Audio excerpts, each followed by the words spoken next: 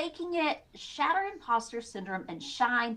My name is Holly Foxworth. I'm a registered nurse. I'm also the content manager here at Axiom, and I'm joined by the one, the only Dr. Les Kertay, and we are going to have the best time today.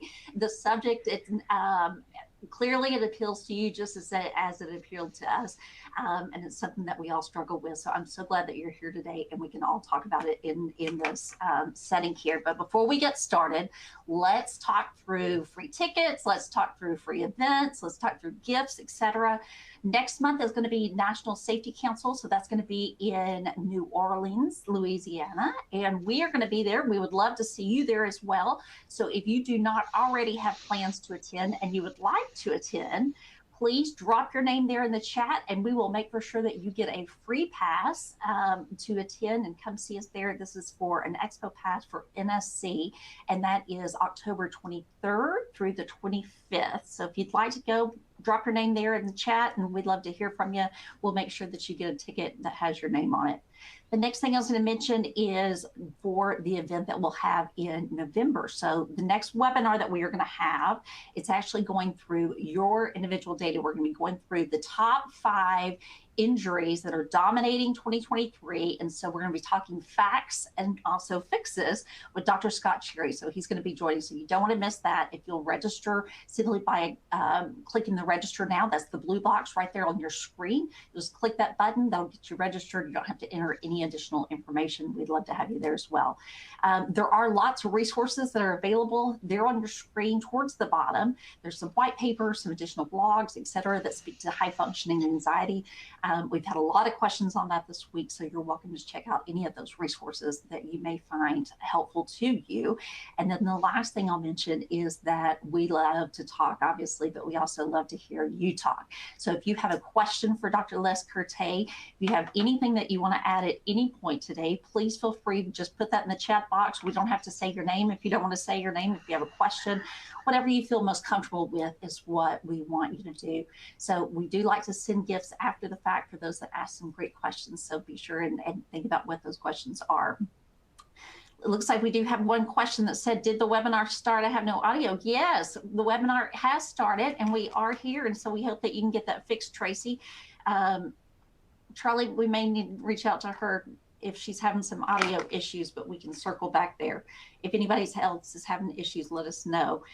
All right, Dr. Les Kertay, how about we start with you with introductions, and then we will get started on our content. Tell us, who are you, Dr. Les Kertay? Who am I today? That's the question. So I'm Dr. Les Kertay. I am Senior Vice President for Behavioral Health at Axiom Medical. So I recently was horrified to realize that I had forgotten my very first job in mental health. So I've actually had over 50 years of experience in mental health, which tells you how old I am. I've spent the last 22 years mostly in corporate roles focused on workplace mental health, which is really my passion at this point. And 2 years ago, I guess almost 3 years ago now, I came to Axiom to help work on building those mental health, workplace mental health solutions. So that's why I'm here. Well, and we are thrilled that you are here. You've done amazing things while you've been here already, and just opening up this conversation just is a start in and of itself. So we do want to start with a poll question before we get into what we're going to be speaking about today. So we'll let you answer that at your leisure. But the question is, have you ever felt like you don't truly belong in your current role or position, even if you've earned it? So have you ever felt like that you were inadequate? Did you ever feel like that you're just not cutting it? Do you feel like that there's something there that you're inadequate about? It's in your current role. So tell us that. Let us know. We'll look at it. Obviously, your name will not be submitted when that's on there, whenever we display these results. But what we're going to be going through today will be specifically understanding what imposter syndrome is. We're going to discuss the roots of that. Dr. Kertay has some amazing stories, and you're going to love hearing his background on how he got started with this topic and why he's so knowledgeable about that. But then also going into the telltale signs, some of the symptoms, and then also coping strategies. So Dr. Kertay, why don't we look at some of the results first and then we can jump into imposter syndrome. How about that? Sounds great. Oh, okay. I think we're in the right place. Looks like that we're pretty evenly split there, pretty close between yes often and sometimes. So it looks like that we're all in the same boat. Are you surprised by those? Not particularly. I mean, given that we're going to probably have a biased sample of people who Yeah, are, probably true. they're interested in this topic because they've felt these ways, right? But it is a fairly common, it's a pretty common event, actually. So no, I'm on both counts. I'm not very surprised. Well, talk to us then. Talk us through what imposter syndrome actually is. So, it's over time, it's come to mean anytime that we feel like we're not up to what we're doing, we feel inadequate in some way, or we feel, like we don't deserve things. The imposter syndrome actually started out a little more contained than that. It was really focused on not only do we not feel like we can do something, but even if we feel like we can, we think we got there by luck, not because we deserved it. And the biggest piece of it is we're afraid we're going to be found out any minute, right? I mean, you've heard me say this. Mine was when I got my PhD. For years, I had nightmares after that, in which it was always the same. The Georgia State wrote me a letter and said, "I'm sorry, we've made a terrible mistake, and you need to send your doctorate back because we didn't, clearly you did not deserve this." That's really the essence of the imposter phenomenon. It's, wherever I got, I don't deserve it, but specifically somebody's going to figure it out and I'm going to be in trouble. Absolutely. Already, Dr. Kertay, Michael had mentioned from Sherman had said, I was in a nuclear reactor operator on submarines in the Navy for 20 years and always felt like I was the dumbest nuclear person in the Navy. And I think that makes so much sense. We've all experienced that exact same thing about that. Yeah. You find yourself in this scenario and you feel like that, whoa, am I really supposed to be here? Did somebody make a mistake somewhere? Mm-hmm. Yeah. Well, talk us through then what the difference between when you look at the two, when you look at imposter syndrome and you talk about genuine self-assessment, where does that differ? Where is the distinction made?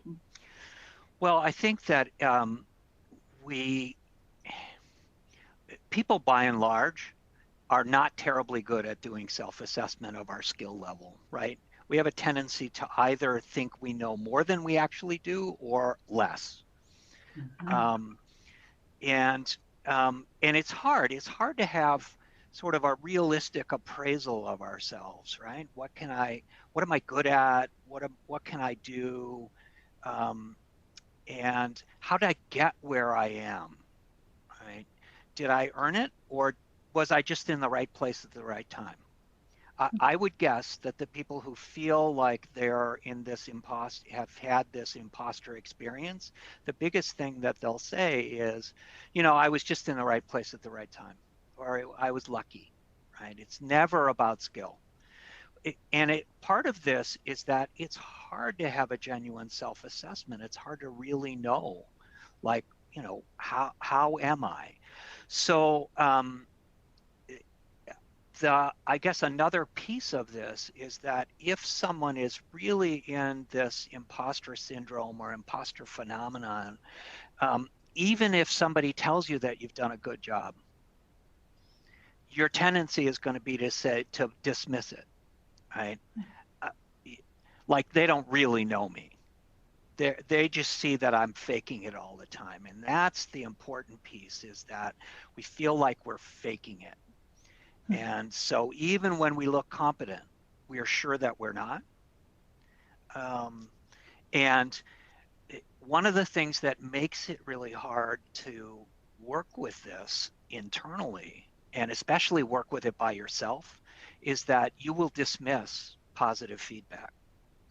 So you can have everybody in the world telling you that you're really good at what you do, and it doesn't really matter because your internal sense of yourself is, I'm not good enough. Um, and everybody's going to figure it out any minute now. They're all going to be so mad at me when they figure out that really I'm not really any good at this. That's the thing. So Rachel had asked, Dr. Kertay, do you see that people struggle with imposter syndrome, that they're struggling both in their personal and professional lives? Yeah, I think that this is, I mean, when we first started talking about it, we were talking about professionally. Mm-hmm. But yes, I think that it happens I think it happens in our personal life as well. I think, I said earlier that it's kind of expanded over time into this general sense of I'm not good enough, which is, I think it's almost two different problems. That sense of general inadequacy, like I'm not good enough, I can't keep up, I can't do this, I'm a lousy parent, I'm never ever good enough. I think partly that's happened just societally, that, information is flooding us constantly and we're all the time overwhelmed. And since social media has taken over, we're flooded with these images of people living perfect lives, right? Um, Yeah. you know, I mean, you don't see selfies that are taken where you look bad. Such a Right? good point. Such a good You know, point. it's like, and that there's got to be pictures on their phone where they just look bad, right? But I know my phone is full of them. Yeah. So I think that it's a little complicated because we're really talking about this generalized feeling that we're being overwhelmed and we can't keep up. And that's, on top of this sense of, and I'm going to be found out, right? It's not just that I feel inadequate. It's like somebody's going to figure it out and I'm going to have a real problem. So my Mm-hmm. answer is twofold. Those of us who feel inadequate tend to feel inadequate both personally and professionally. Um, the I'm going to get found out is more obvious in a work setting, but I do think that it colors everything that we do. Makes so much sense. Absolutely. So let's talk then about understanding what that would be, and tell us about your history. Tell us how you got started in some of these things. Well, again, since, as my kids say, I'm actually, got educated and started in mental health before the Earth's crust was fully cooled. Um, well, to be fair, I started out in mental health, and I was in mental health for about 20 years before I went back, almost 20 years Mm-hmm. before I went back and got my doctorate. When I went back and Mm-hmm. got my doctorate, my major professor, the person that I worked with most closely, was actually one of the authors of the original paper. Um, Dr. Pauline Rose Clance, was one of the authors of the original book, which was published back in the 1980s. And it's really interesting because when when they started writing about this, they were convinced that the imposter syndrome, the imposter, they called it the imposter phenomenon, and I keep lapsing into that. Right, we've more adopted syndrome, but they were thinking of it as being something that women experience, particularly professional women. And it became fairly obvious fairly quickly that men also experience this. And so one of the things that I got involved with was looking at, well, okay, why? Like, there's an imposter scale that measures this. One of the things that I was involved in was doing a factor analysis to see, are there different components to this? And did men and women differ in those components? And they did. Men tended to be more open to feedback and you could talk them out of it better than women. Wow. You know, and mentoring, conversely, mentoring made a bigger difference for women, right? Mm. Having a mentor, having somebody who could walk you through this and, who provided realistic, real-time feedback seemed to be really helpful. But um, this is like, we're talking back in the 80s and 90s, right? So things are a little bit different right now, but um, it was for men, it was something that you felt, but you didn't really talk about. And it was really kind of hidden away.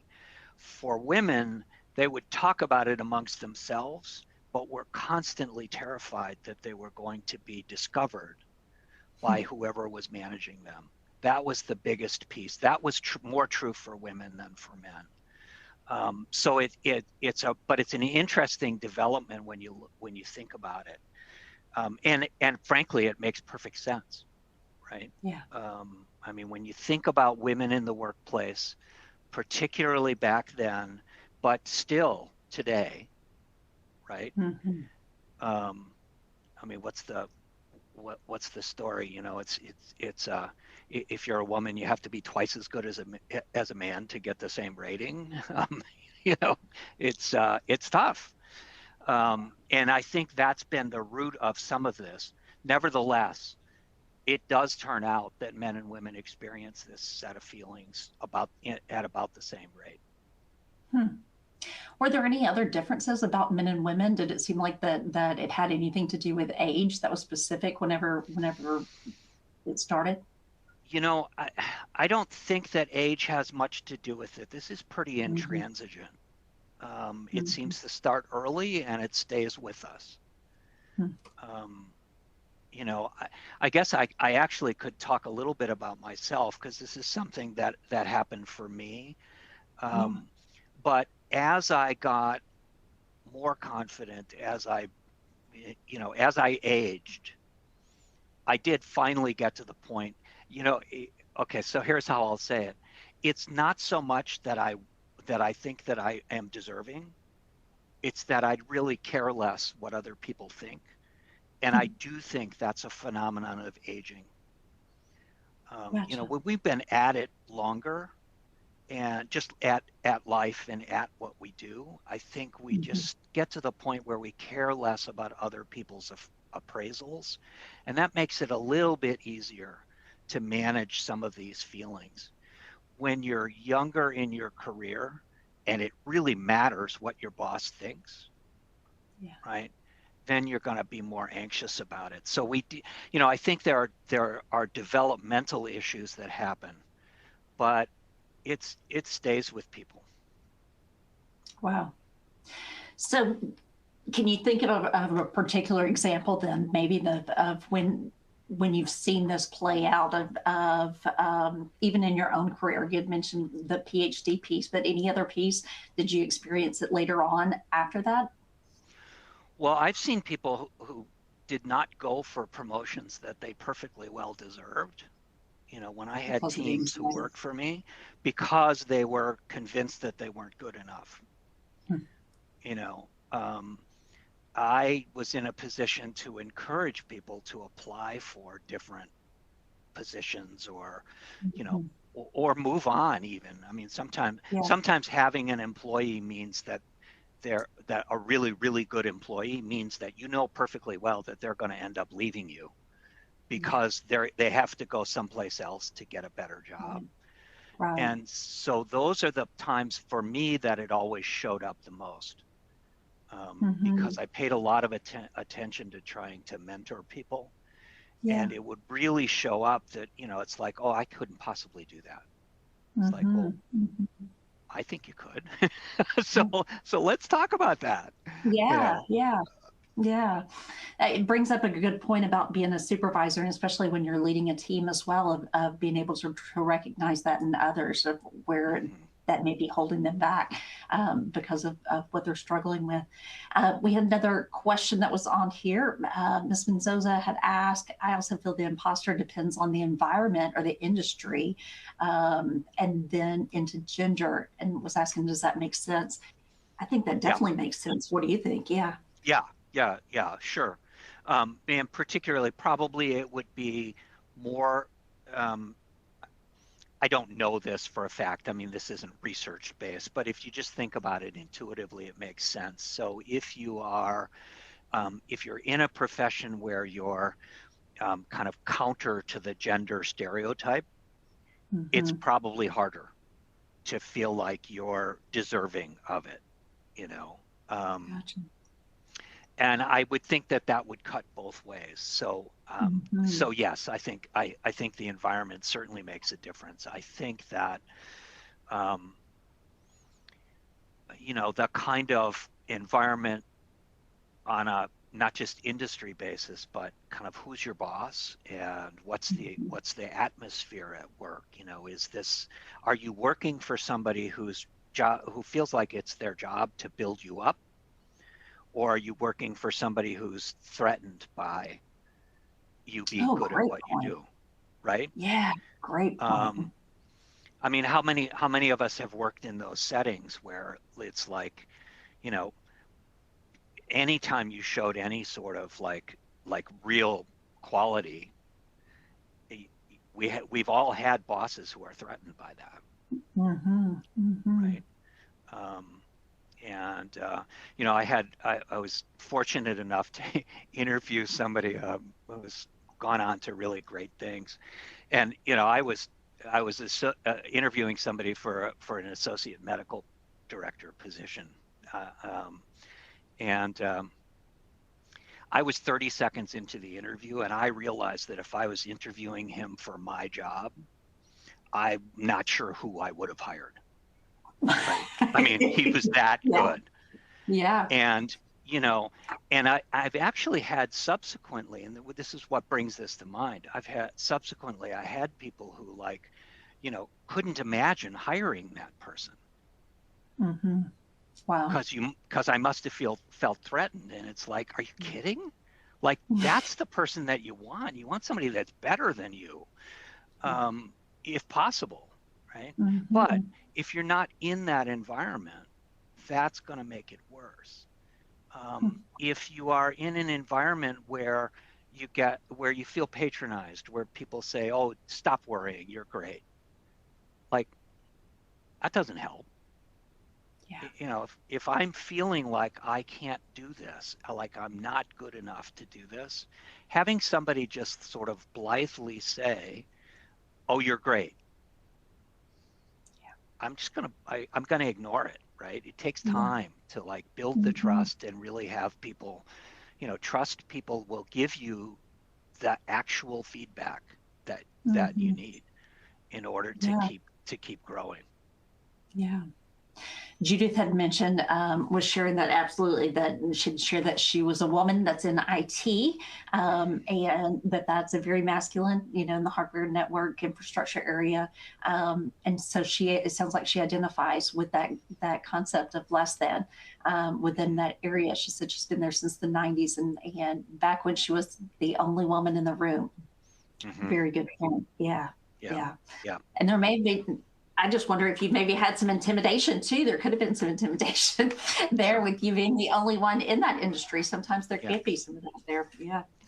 Yeah. We do Well, have and another, let me interrupt you for just a half a yeah. second, Holly, because I think that it's really important to, I think one of the things that can happen for someone who has this sense that they're an imposter is that they'll minimize actual people who are actually doing things that are harmful, right?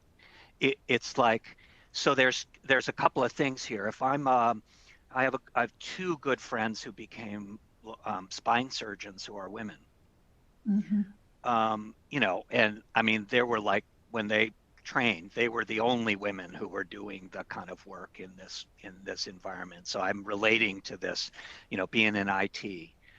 Well, there were, and they struggled internally with, am I really good enough. They struggled with the imposter feelings, but also there were people who were out to get them, Oh, wow. right? I mean, there were people who Mhm. were out to make them look bad. I think those of us who struggle with feelings being an imposter will tend to minimize those things, and we'll think, well, we'll pay attention to that feedback because that matches my internal sense, when in fact the other person just really being abusive. Wow. um, so I think it's really important to separate out what's inside and what's actually a toxic environment. Hmm.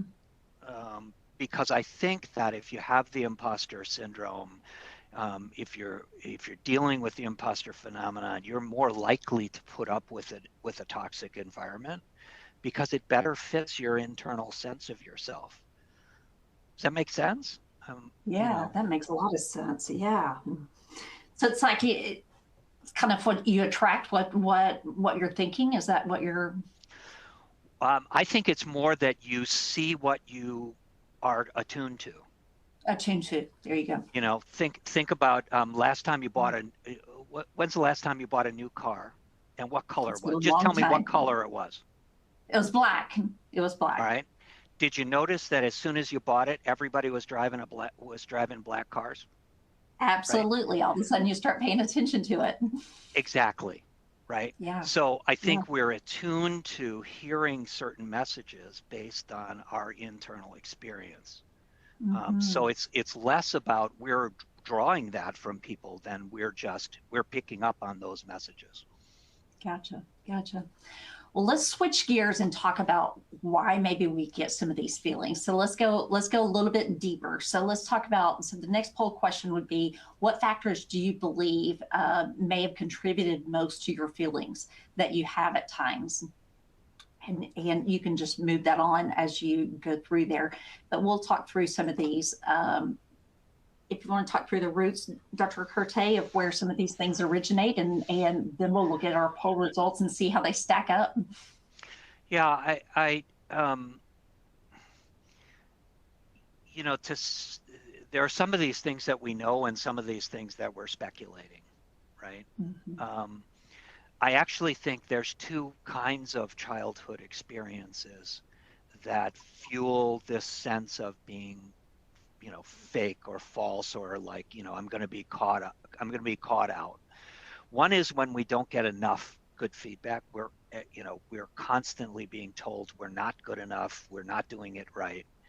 Um, you know, you bring home a report card with four A's and a B, and it's not good enough because it wasn't five A's, right? Good point. So you're not getting enough positive feedback. I also think the opposite can contribute to feeling this. Like if all you ever get is completely positive and you never get feedback that helps you to learn something that maybe you could do better, I think that also can set us up for this, because now all of a sudden, we're growing up in this environment where we can do no wrong, and then all of a sudden we're in a work world where the truth is we do some things right, and there are some things we could do better, right? And we don't know how to deal with that feedback. So there must be something wrong with me because I was always good enough growing up, but I'm not good enough now. What happened? Right? So I think both of those things, I think it's really about the amount and kind of feedback that we get rather than specific experiences. Um, Societal pressures. I mean, we've talked about roles. There are expectations of things that women do and what they're supposed to do and what they're supposed to be good at. Um, we have expectations of women who are in executive positions that they're also going to be nurturing. Why? Right? We have expectations of men and women that differ. And we can talk all we want to about how society's become more egalitarian. And in some ways it has. Um, but we still have those expectations. And so I think societal pressures, and we've talked a little bit about social media. I think that has set us up. Um, you know, there are no bad selfies on Facebook. And sorry, I just dated myself. I still talk about Facebook instead of TikTok.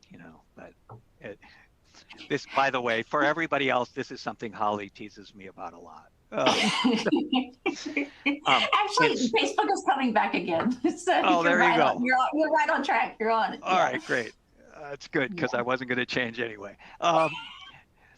Professional environments. I think actually, some of what I was just talking about is like, who do you work for? What kind of environment are you working? Are you working in? And how does your boss see their role, and how does your boss see your role, right? So I think that professional environments, and certainly I think when we're running counter to type, a female spine surgeon is in an environment that's really tough for them. A woman in IT, as we had that example, I think is tough. A male nurse is going to have, right? Is going to have expectations. So I think a lot depends, but to me, probably the general environment matters in the match between expectations, social expectations, but also the kind of boss that you have. Bosses, it's really tough for bosses to make imposter feelings better, but it's really easy for them to make it worse. Yes. Right. I mean, if you're one of those people for whom your employees cannot do it right, you've just reinforced it. Yeah. Dr. Kertay ever was saying, I didn't have too much negative feedback, but grew up with parents only giving feedback if it was negative. And so she said, we knew we were doing things correctly. Let's see, when we didn't get talked to at all. Unfortunately, my boss is the same way. No feedback means that you're doing your job well. But I'm always waiting for the other shoe to drop. Right. Yeah. And I think that's a real problem. And, to some extent, it's true. If you're, no news is good news. You're probably doing it okay.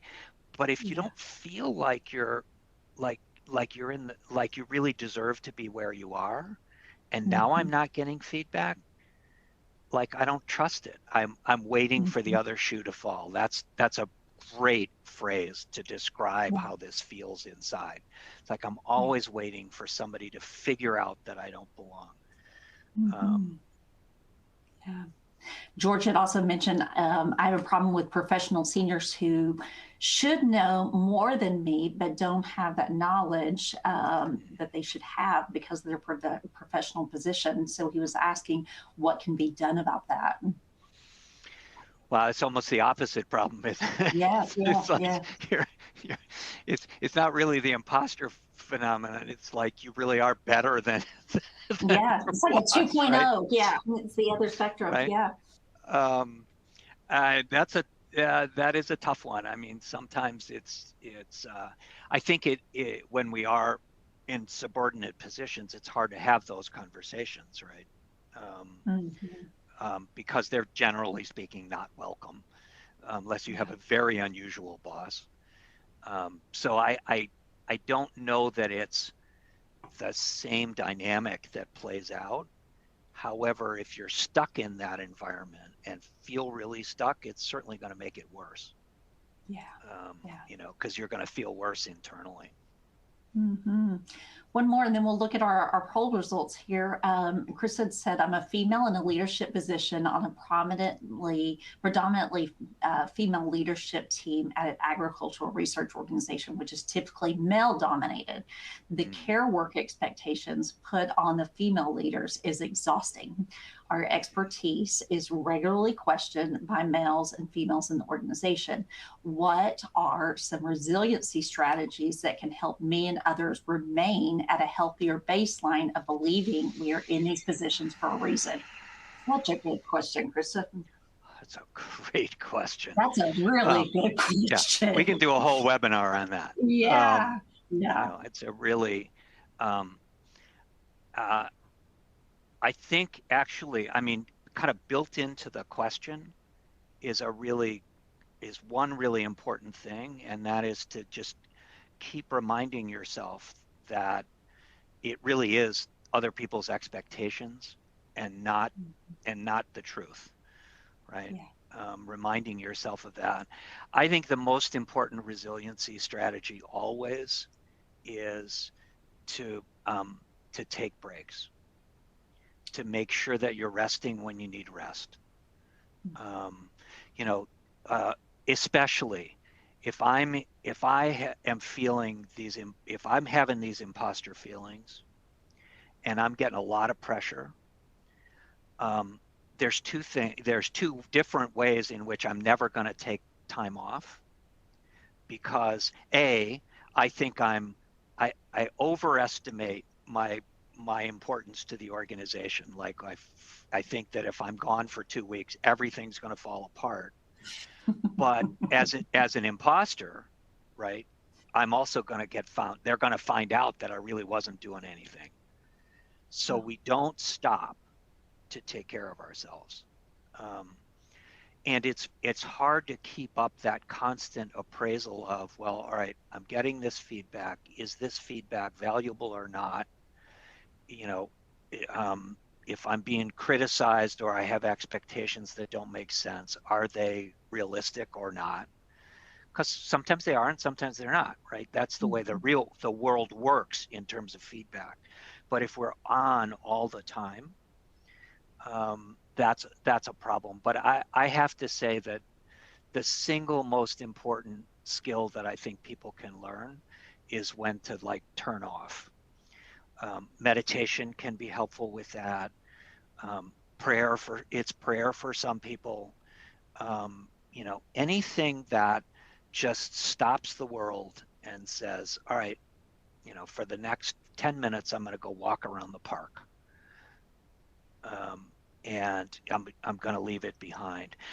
And by the way, all of the people who would score really, really high on the imposter phenomenon scale right now are saying, well, that's easy for him to say. Right? They're all saying, I can't possibly do that, right? Yeah. Because bad things will happen if I'm not on all the time. That's part of it. And so the resiliency strategy is do it anyway, and then just watch what happens internally. Watch your own stress and work with it. And I think we could probably do a much better job of mentoring one another. Good point. And looking for mentors. That was the one thing that Dr. Clance found, over and over again, was that mentoring was really, really important particularly for women. I would assume it would give you some validation. It would help you talk through some of those feelings that you may be experiencing, having someone that can objectively kind of talk you through those. Yeah. Yeah. Let's look at the results and see what we've got here. Hey, this is pretty evenly split down, right down through all four. Interesting, huh? Okay, so childhood experiences, that was our first, followed by society pressures, and then where I work, and then others were not sure. And I think the not sure makes sense. Sometimes we just don't know where it's coming from. It could be it could be a variety of things. Yeah. Sure. Yeah. All right, let's talk about signs and symptoms. This is where we want to know, is this really what I'm experiencing? Is this something else that I have going on? So talk us through what those would be.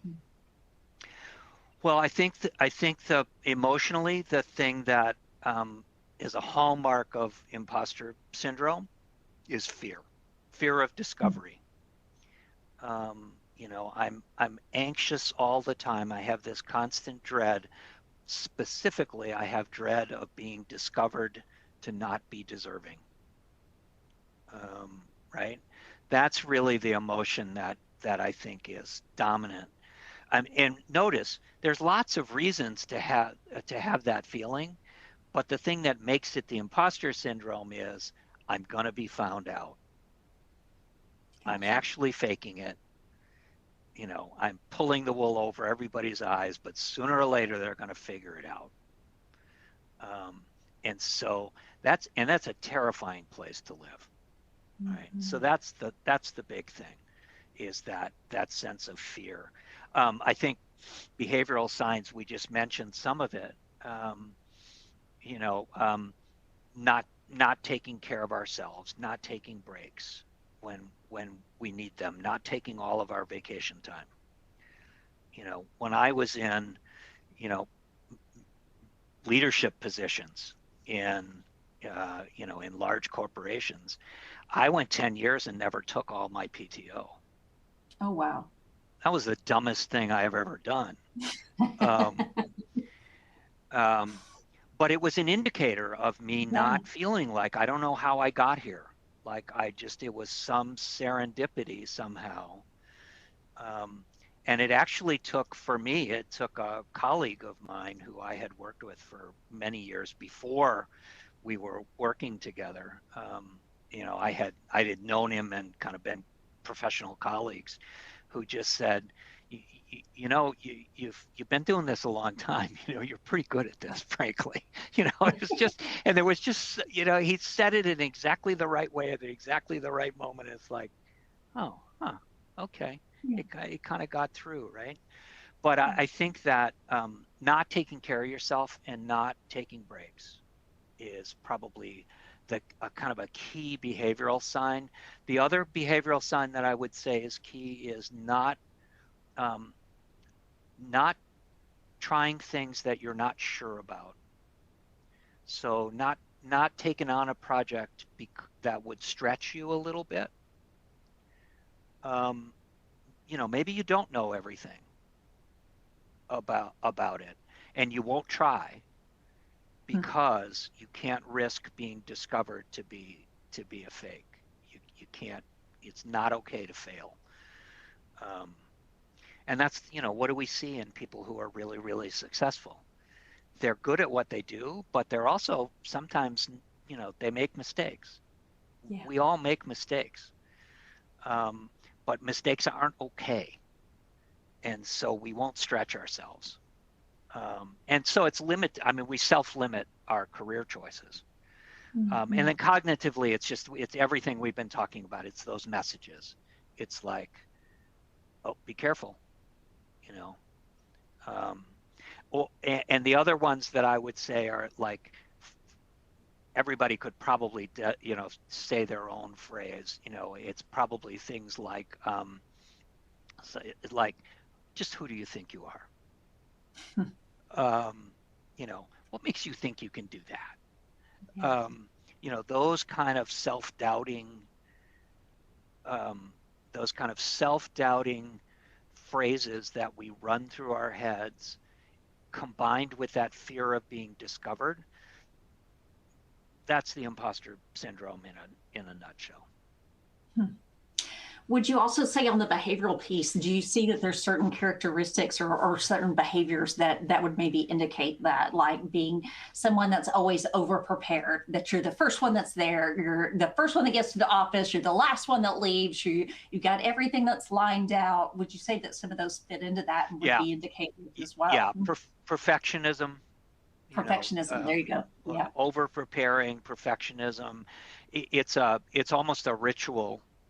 We have this Mm-hmm. obsessive thought. It's kind of and I don't want to minimize this. It's not that somebody has obsessive compulsive disorder. It's not OCD, but the hallmark of obsessive compulsive is I have these thoughts that keep going through my head, and I go through rituals to make myself to manage the anxiety. Well, if I'm constantly being afraid of being found out, I'm going to over prepare.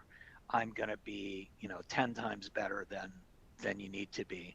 I'll tell you another story along these same lines. Um, uh, One of the people that I worked for, who frankly was the worst boss I ever had, but she said something that incredibly valuable to me, which was, she said to me one day, you know, if I need somebody to build the Taj Mahal, you're the guy I'll go to, right? But sometimes I just need a lean-to in the backyard, and that's what I want. And your tendency is to build me the Taj Mahal anyway.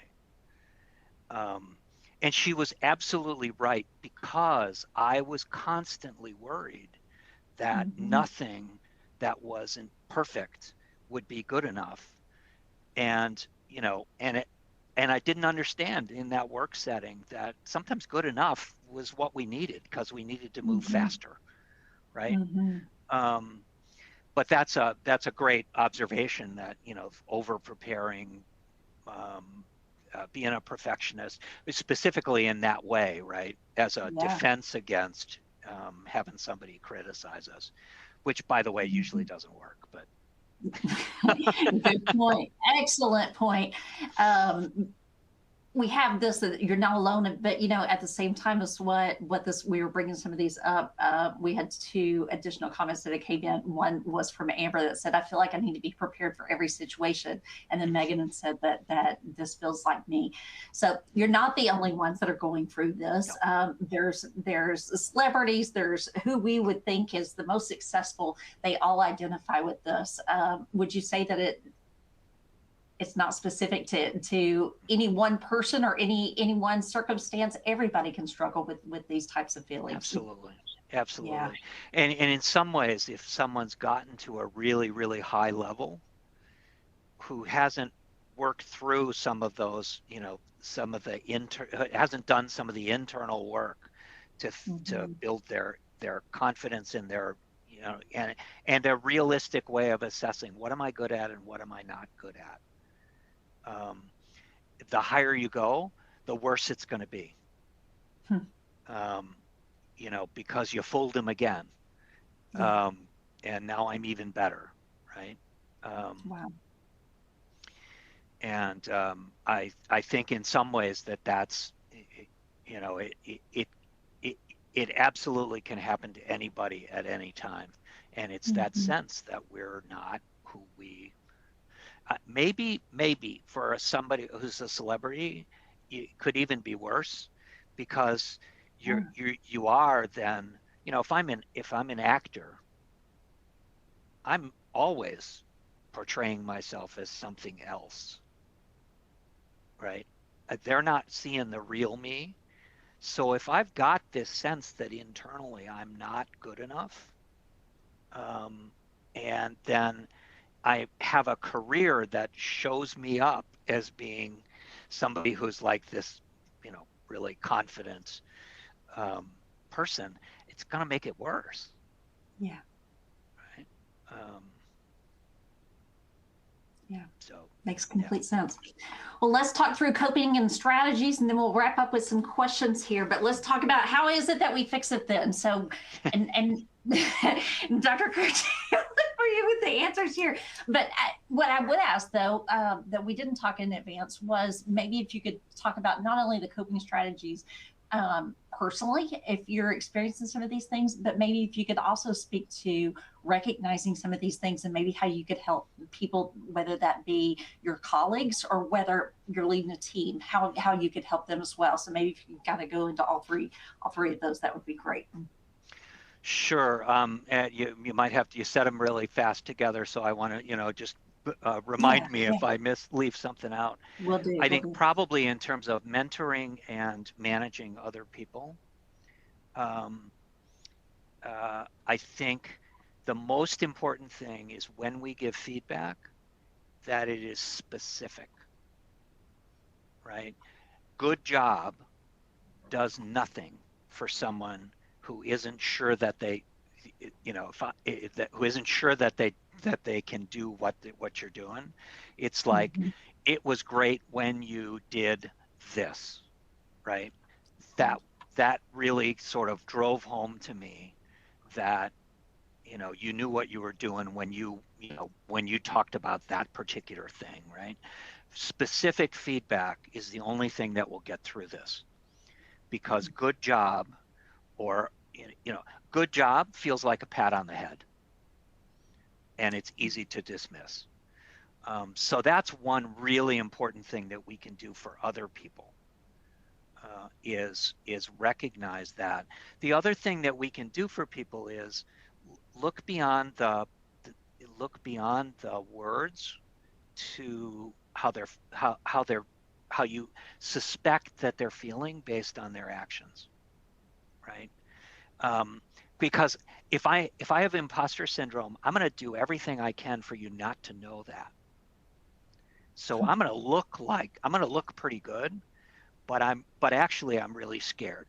So when I see somebody who is, or when, if you're managing a team, if you see somebody who is over prepared, who's always there early, who never leaves, who is the first person in, last person out, I'm going to have a conversation with them about, and just check on them. Like, how you doing? Right? I worry about you. I feel like you do a really good job, but I'm not sure you believe that, because you're working really, really hard, and you're working harder than anybody else. Um, so, look beyond the external performance to who is that person. Um, and not everyone will agree with me that that's a good management style, but it's the way that I work. It's the way that people Yeah. that I've worked with, who I think are good managers, work. Is they're dealing with us, and that doesn't mean anything goes, and it doesn't mean that you have to be everybody's best friend in any way, shape, or form. But if somebody is setting themselves to burn out, you want to notice. Um, Yeah. and I think if you put those two things together, like be sensitive that the person who looks the best might not be the best, and just notice that, inside, and then always making sure that feedback is really, really specific. I think those are the two most important things we can do for other people. Internally, same thing. Like, okay, except internally, if I'm if I'm convinced that I'm not any good that I'm really not good, and I'm going to be found out, I'm doing the opposite to myself. I'm telling myself I did a terrible job inside. So one solution, as weird as this sounds, is okay, be specific. What did you do that wasn't good? Um, and um, and see if you can actually like describe the things that there are. And if it's just a general sense of, well, I just wasn't good enough, but I can't put my finger on anything, maybe you're wrong, Ooh, good right? point. um, Good point. and if you can find something that you could do better, then you learn from it and you move on. But again, you're getting past that sense of generalized fear of being found out to, here's something I can do Hmm. to be better. I think it's just making things behavioral and focusing on it, and um, uh, helps us get to a place where we can more realistically, affirm ourselves and evaluate ourselves. Um, the other two things that are up on this slide that are really important is celebrate successes. Hmm. Um, I just, I'll ask the audience, and you can answer this to yourself. Like, what do you do when you've just finished a project? And the answer Ooh. almost always is, immediately in our head is, what's next, So true. right? I mean, You're right. You're right. right? The human brain is wired to answer two questions. What does it Yeah. mean, right? Is that a threat or not? Is that friend or foe? Is it prey or predator? Yeah. That's one question. And the other question is, now what? What do I do next? And it's really important when you've done something and you realize that it's going well, to stop and enjoy it. And I don't care if it's like, you know, 2 minutes or 10 minutes or the rest of the day, like take the day off, right? Um, we have to pause and let those positive things into ourselves. And almost, you know, we just don't. I mean, most of us don't, especially if we have the imposter phenomena or Mm. imposter syndrome. We just Yeah. won't let it in, because it didn't really count anyway, right? Um, and mindfulness is just it's a specific way of taking the time to focus internally and take a break, to take a step back from ourselves and not be caught up in this cycle. um, you know, I could say a lot about that, but it's really anything that helps us take a step back. I think is really important. Those are important coping mechanisms. Those are all things we can do Mhm. for ourselves. I'm really Mhm. glad you asked about what we can do for other people, Yeah. because it's not just, and by the way, it's not just our teams. It's our colleagues, Mhm. right?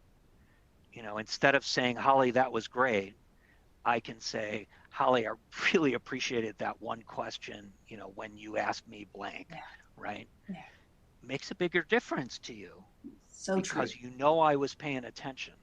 So we can do Mhm. that for one another. Um, Mhm. and I think that's the kind of, you know, if you can find yourself working in that situation or create that situation at work, you're going to feel better. Yeah. Yeah. Agree. And the mindfulness piece, are you speaking to, could you give us some examples? Because that's kind of a broad term sometimes. I feel like that we use Mm-hmm. that a lot when we say mindfulness, be mindful, do this mindfully. Um, could you give us just some quick examples of what that might look like, whether that's breathing exercises, whether that's getting up and Yeah. taking a break? Well, the simplest one, of course, is, you know, taking the time to sit and just pay attention to your breathing.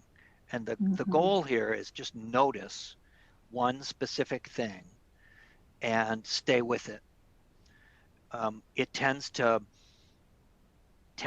dampen our nervous system, sort of cools off the stress, cools off the this kind of constant buzz that we have. Mm-hmm. So that's the simplest one, is a simple breathing exercise where you sit, plant your feet, plant your feet on the floor, make sure that you're comfortable and can take a few moments, and either close your eyes or partially close your eyes and just focus on noticing that you're breathing in and breathing out. And when a thought comes into your head, like, why am I sitting here breathing when I should be working? It's like, oh, well, okay, that's interesting, but I'll get to that, and just go back to the breath, right? Just whatever happens, because by the way, things will, it'll be almost instantaneous. You'll be distracted, right? I mean, that's just the way that we work until we've trained ourselves to do this and be effective at being mindful or meditating. Um, but that's the way you got to start, is just focus on something. Breath is the easiest thing I have found to train people to do. Mm-hmm. It's harder than you think. Yes, it It is. is hard to focus on one thing. Yeah, especially when your mind is going in so many different directions. Yeah. Agree Yeah. It's hard to completely. overstate. It would be hard to overstate the value of learning that skill. Yeah, yeah. We did have some additional questions, Dr. Kertay. Let's see. I'm ready to get in here. Let's see. Garth had a great one that I wanted to ask you about. Garth was saying, I do very well at my job with a lot of data to back it up, but I still don't have the confidence in my job. What can I do to accept compliments? I thought that was such a great question and It something is that a great everybody question. struggles with. Yeah, it Yes. is a great question. And I'm going to give what might feel like an oversimplified answer, but it's really to force yourself to say thank you and stop. Not thank you, but not, you know, thank you, but I could have done better, or, thank you, but anything. Just thank you. And then sit with how that feels and notice that how quickly we try to talk ourselves out of a compliment. You just have to, there's no simple fix for this. But it is a great question, and it's a great hallmark of what happens to us internally. And we just have to, like, it's really important to get good at noticing when we are pushing away positives and taking on negatives. Um, and so just making yourself say thank you and then shut up. Say thank you and shut up. I like it. I think that's Yeah, the takeaway for today. Thank you and yeah, shut up. So yeah, there's no buts in that. It's thank you and that's it. Well, yeah. guys, we are at time. Dr. Kertay, thank you so much. You did a Thanks. fantastic job, and it's always a pleasure speaking with you. And I appreciate you speaking with us about some of these topics that are a little bit hard to discuss sometimes. So we Yeah, appreciate you being so down to earth and sharing that.